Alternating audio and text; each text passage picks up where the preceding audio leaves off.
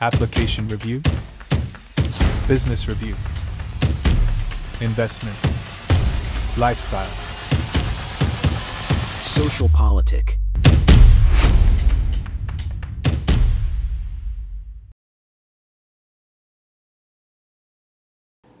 Halo Bapak Ibu, saudara-saudari sekalian, lovers and haters. Salam cerdas Indonesiaku. Jumpa lagi kita pada kesempatan kali ini.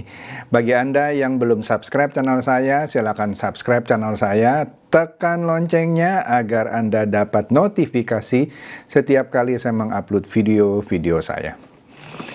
Oke, pada kesempatan kali ini saya akan membahas salah satu buzzer Kubu 03 yang akhirnya ditangkap dan ditetapkan sebagai tersangka oleh Bareskrim Polri.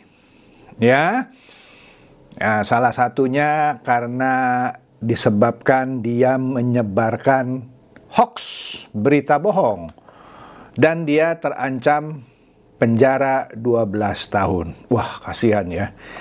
Maka dari itu, saran saya, ya boleh saja Anda jadi buzzer gitu ya.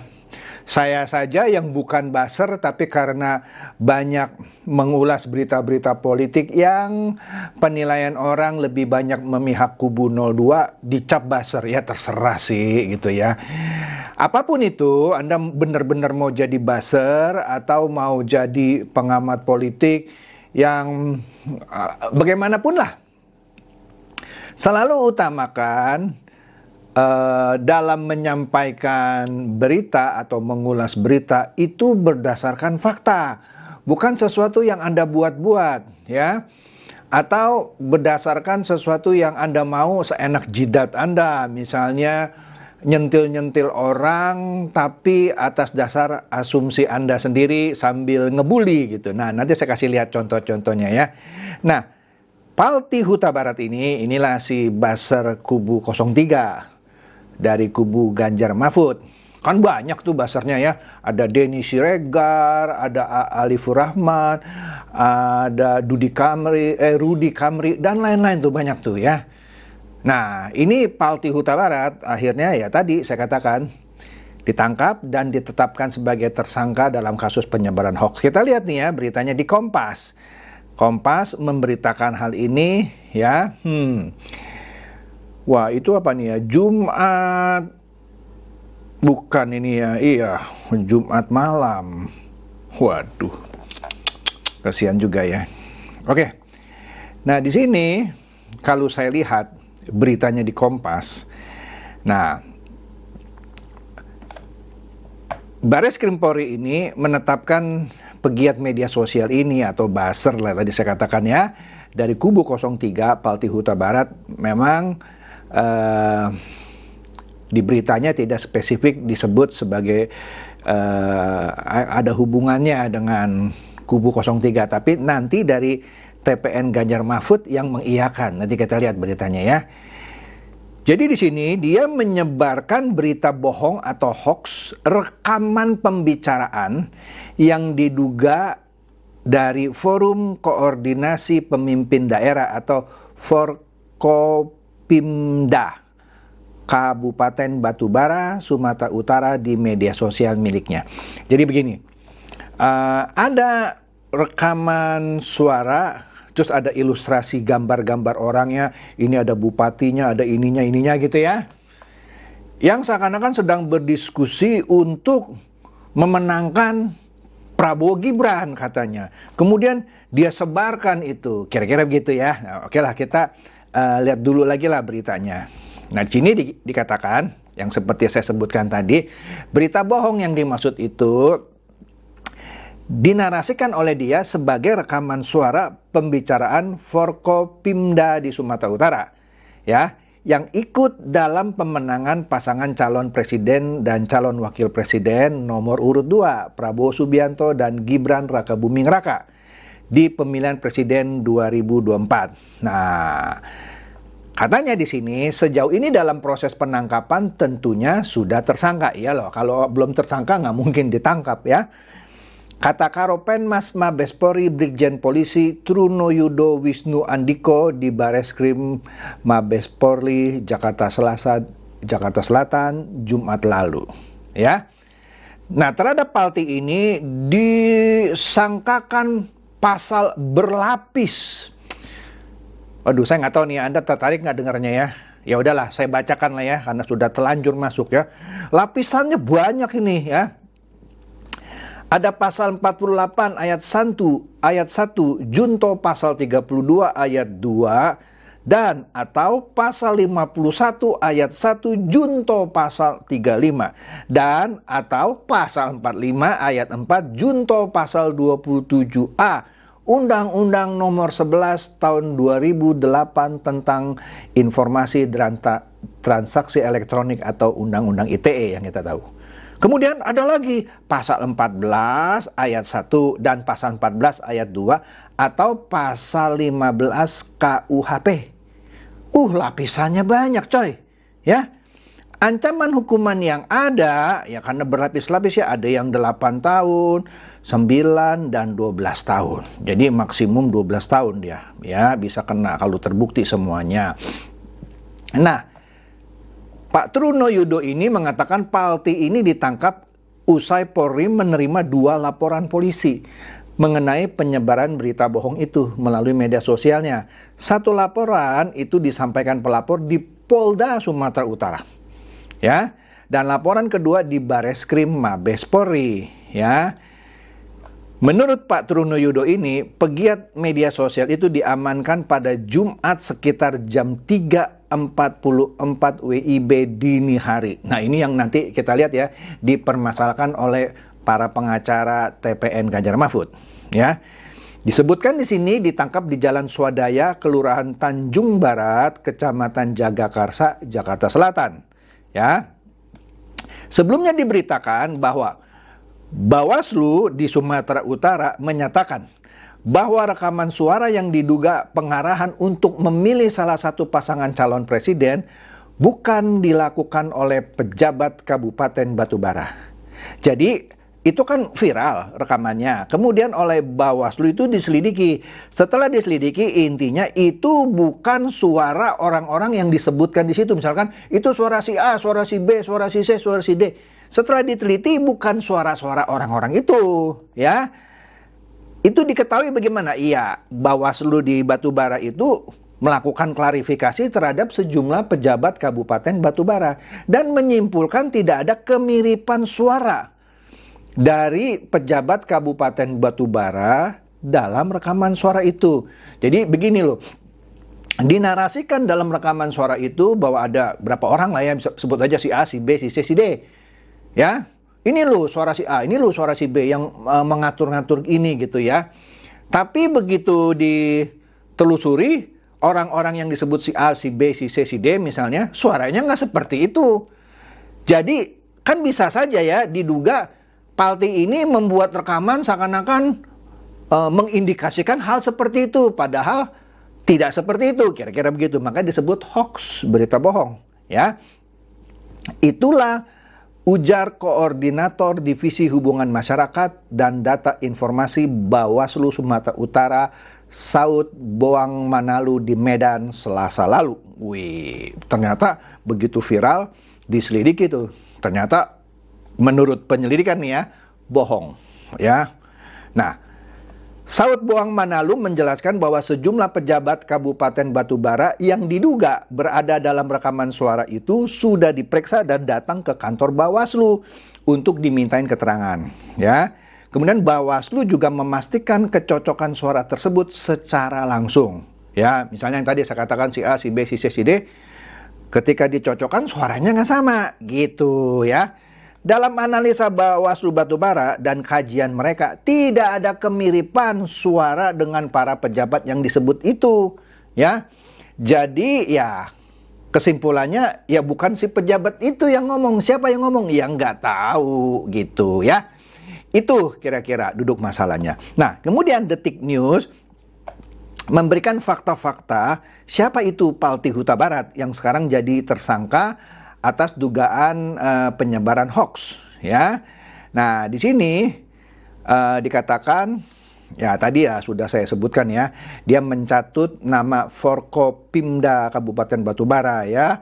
Dikatakan di dalam rekaman itu Forkopimda setempat ikut dalam usaha pemenangan paslon nomor 2 di Pilpres 2024 ya. Nah, jadi di sini kita lihat bahwa didasari tadi sudah disebut ya atas 2 laporan polisi ya, tadi satu di Sumatera Utara, satu lagi di Bareskrim Polri ya. Yang di Sumatera Utara, yang di Polda Sumatera Utara dilaporkan oleh saudara Amuriandi Siregar ya. Laporan kedua yang di Bareskrim itu dari Muhammad Wildan ya. Jadi atas 2 laporan itu dilakukanlah penelusuran, dan setelah diketemukan bahwa tidak terbukti bahwa itu adalah suara yang tadi saya bilang si A, si B, si D, ditangkap dia jam 3.44 pagi gitu ya. Nah sekarang dia sudah jadi tersangka.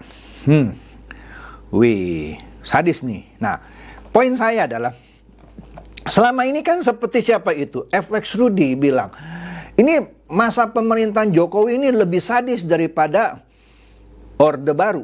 Lah, kalau lebih sadis Orde Baru mah nggak usah ditangkap sama Bareskrim, langsung hilang kali itu orangnya, gitu. Nah, Anda lihat kan banyak kan buzzer-buzzer 03 seperti Denny Siregar yang tiap hari kerjanya nyinyir terus ya. Hilang nggak dia? Enggak. Ditangkap nggak? Enggak. Ya asal jangan nyebarin hoax. Nyinyir sih oke-oke aja deh, asal jangan sampai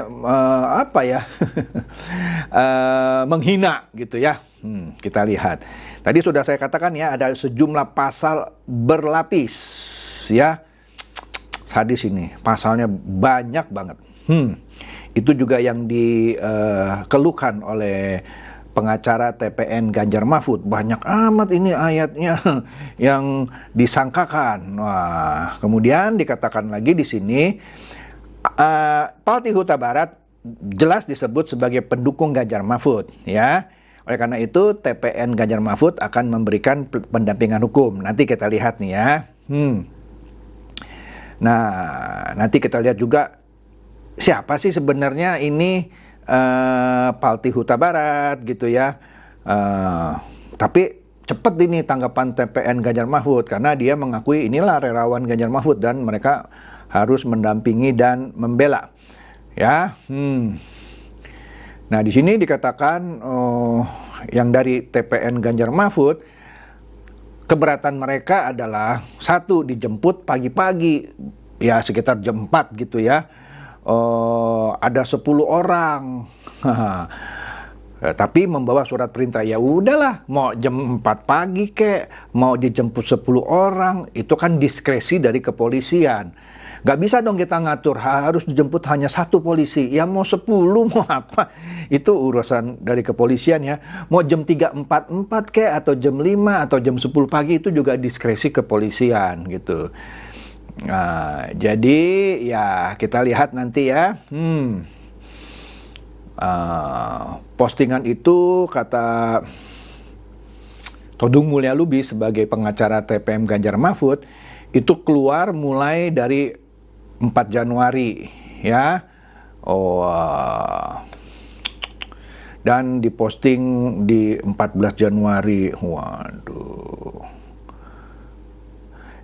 Nah, yang menarik di sini katanya Pak Todung Mulya Lubis mengaku heran mengapa Bareskrim melakukan penangkapan. Nah, itu sekali lagi diskresi kepolisian atas dugaan penyebaran hoax. Memang punya hak itu kepolisian ya. Sebab Bawaslu sudah menyatakan nggak cocok. Ya kalau Bawaslu bilang cocok ya pasti nggak ditangkap dong gitu ya. Jadi ya menurut saya sih ya sekali lagi ya, itu adalah diskresi kepolisian ya. Memang tidak cocok ya, kalau tidak cocok berarti hoax dong. Tapi kayak gitulah ya. Nanti kita lihat bagaimana prosesnya, pasti diadili lah. Adapun TPN Ganjar Mahfud meminta untuk supaya Palti tidak ditahan ya. TPN memandang katanya Palti semestinya diproses secara perdata bukan pidana. Ya pidana lah, kan undang-undang ITE ya pidana, dari mana sih? Saya nggak ngerti juga nih jalan pikiran pengacara TPN ya. Oke lah, itu kan boleh loh usaha ya. Nah, CNN juga lebih detail ini memberitakan soal TPN Ganjar Mahfud yang bela Palti Huta Barat yang ditetapkan sebagai tersangka. Ya. Ya seperti tadi dia minta agar tidak ditahan gitu ya. Kemudian apalagi bahwa menyayangkan sikap kepolisian yang nangkap Palti pagi-pagi, biasalah itu, oke dah ya. Kenapa enggak besoknya? Ya itu kan sekali lagi diskresi kepolisian. Polisi punya hak lah mau pagi-pagi kayak siang kayak malam gitu ya. Lagi mandi kayak belum mandi kayak ya gitulah. Oke. Waduh. Oke. Nah, sekarang kita lihat ya tadi kan itu kan beritanya sah ya dari media-media massa yang kita sudah tahu, media massa mainstream. Nah, Kumparan juga memberitakan itu dan dia lebih mengelaborasi siapa Palti itu sebenarnya. Di sini kalau dia kasih lihat ya, dia kalau di Twitter pakai nama Bang Nalar. Ya, di situ disebut ex-sekretaris Republik Cyber Projo ya, dari periode 2018 sampai 2023. Ya, freelance, sosmed aktivis, bicara olahraga, media sosial dan politik. Nah, ini dia. Kalau di Twitter pakai nama Bung Nalar. Nah, ini saya ambil beberapa contoh ya, postingan-postingan Bang Nalar, bukan Bung Nalar ya. Contohnya dia nyinyir soal Gibran. Dia bilang apa itu? Gibran aja hasil nepotisme. Waduh. Ini yang saya bilang kalau ini adalah orde baru, mungkin Bang Nalar ini sudah hilang gitu ya. Nah, kemudian dia nyindir-nyindir Prabowo juga. Berantas korupsi hanya omon-omon bagi kubu Prabowo Gibran. Bukan hanya banyak orang tersandera korupsi di kubu mereka, tetapi Gibran sendiri bla bla bla lah. Oh, pokoknya dia intinya selalu menyerang Prabowo Gibran. Nah, ini juga nih contoh lagi ya. Prabowo ciut kampanye di Jawa Tengah. Tahu dari mana lu Prabowo ciut kampanye di Jawa Tengah? Ya terserah lah, kan namanya buzzer ya. Gibran nggak kuat mental kampanye di Jawa Tengah. Tahu dari mana nggak kuat mental? Terserah lu dah coy ya. TKN Prabowo Gibran nggak ngefek kampanye di Jawa Tengah. Lah buktinya survei terakhir elektabilitas Ganjar Prabowo sama Ganjar Prabowo, saya salah ngomong tadi ya. Prabowo Gibran maksud saya. Itu dibandingkan dengan Ganjar Mahfud tinggal terpaut 2%. Ya. Kalau nggak salah Ganjar Mahfud di 31,6, Prabowo Gibran di 29,6. 2%. Jadi dari mana bilang nggak ngefek? Ini kan kalau ngomong kan ngarang bebas. Ya terserah, namanya juga buzzer kan. Nah, akhirnya Pak Lurah sendiri yang turun tangan dengan fasilitas yang dimilikinya. Lu tahu dari mana coy Pak Lurah sendiri yang turun tangan? Astaga. Mending cuti aja Pak Lurah biar maksimal. Jadi dia ngeledekin Jokowi nih yang orang sebut Pak Lurah. Dia kan kurang ajar kan. Presiden disentil-sentil kayak begini. Dibully ya kan. Nah, kemudian, tapi dia ditangkap bukan gara-gara ini ya, saya kasih tahu ya, itu gara-gara rekaman yang yang hoax itu ya, yang nggak benar. Kemudian kita lihat lagi nih ya, seminggu Prabowo keliling Sumatera, semakin banyak milenial, Gen Z dan pemilih pemula siuman dari image gemoy. Nah ini kan mengarang bebas gitu ya, lu tahu dari mana? Lu lakukan survei. Sekarang mereka merasa malu dan takut melihat Prabowo yang sangat jauh dari image gemoy. Sekali lagi, dari mana lu tahu? Lu melakukan survei. Ya kalau buzzer ngarang bebas, serah-serah aja ya. Sekarang akun X Prabowo dihidupkan kembali untuk terlihat lembut dan bla bla bla. Capek deh ya. Nah, itulah contoh-contoh postingan Bang Nalar yang selalu menyerangnya seenaknya. Yang saya katakan, orang kan juga sering mengkritisi saya. Oh kok Pak Chandra kok menyerang kubu 0301? Bukan menyerang sih, saya meluruskan, saya menyampaikan kembali apa yang sebenarnya terjadi sesuai data dan fakta. Tidak seperti tadi ngomong seenaknya gitu ya. Nah kita lihat nih Dum ya, yang nama aslinya mungkin Yusuf Dum kali ya. Ini temennya Palti nih ya. Nah, dia menyolek Jokowi. Dia bilang, Pak Jokowi sekedar mau ngasih tahu. Palti West tuh namanya Palti Huta Barat ya. Kalau di situ disebutnya Palti West. Adalah relawan Projo yang membela sangat keras ketika panjenengan difitnah dan diserang oleh kubu Prabowo di Pilpres sebelumnya. Jokowi juga tahu lah, ntar saya kasih lihat ya foto-fotonya. Sekarang dia ditangkap karena mengkritik soal netralitas aparat penyelenggara pemilu yang berjuang untuk demokrasi yang baik buat negeri ini. Ini aja kasih laporannya aja dipelintir ya. Dia ditangkap bukan karena mengkritik, menyebarkan rekaman suara palsu. Bukan gara-gara mengkritik netralitas. Oke lah, namanya juga buzzer kan. Perlu dicatat. Palti bukan koruptor, ya setuju. Bukan maling, setuju. Bukan penghina Jogja seperti AA Ade Armando. Lah, menghina kok. Tadi kan dia bilang Gibran hasil nepotisme. Pak Lurah sampai turun tangan. Itu kan menghina sebenarnya ya. Ini dari mana Dum-Dum bisa bilang tidak menghina? Tapi bukan soal menghinanya ya. Bukan pemfitnah cawapres sebagai partai anak panjenengan. Wah, ini aja ngomongnya juga kasar ya. Dia kan fitnah kan, bilang Pak Lurah sampai turun tangan sendiri. Aduh, tadi Anda baca lah ya contoh-contohnya ya. Oke lah, namanya sesama buzzer kan saling tolong-menolong ya. Dan dia juga bukan pelanggar HAM yang tangannya pernah berlumuran darah menghilangkan banyak nyawa para aktivis. Ini mau menyindir Prabowo, tapi di mana Prabowo? Ini dugaan saya loh ya. Seakan-akan dia masuk di sini untuk nyenggol-nyenggol Prabowo juga ya. Di mana Pak Prabowo pernah menghilangkan nyawa orang? Di mana? Kan udah sering saya bahas ya. Bahkan dia juga bukan teroris, terus mengapa Palti West langsung ditangkap dini hari jam 3.44 lah tepatnya ya. Mau nakut-nakuti atau gimana? Kebenaran akan selalu menemukan jalannya. Pret lah.